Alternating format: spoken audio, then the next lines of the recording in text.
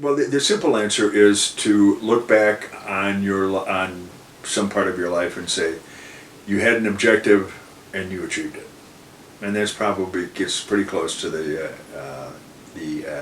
dictionary definition. For myself, I don't think there is such a thing as success. I mean, there are little things. You were successful at this, not at this. More successful here, less successful there, an utter failure someplace else. And I don't know that it can be aggregated except maybe nearer the end of your life than the beginning, and say that you had worthy objectives and you achieved some of them, and that would be a success. Well, first, before even trying to overcome the obstacle, you should take a look at the obstacle and decide, is it worth your effort to overcome it? There are lots of obstacles in the world, some of them trivial, some of them even unworthy of overcoming.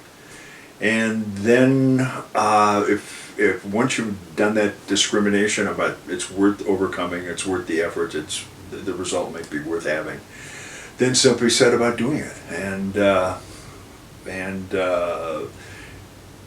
just keep doing it if it's important. But there are an awful lot of things that are unimportant that people get obsessed about. I've got to achieve that. I've got to overcome this obstacle. And looking back, you just say, "Geez, that was a wasted effort." All right. But I mean, the younger you are, the harder that is to do. An awful lot of that is simply the experience of life over and over and over again.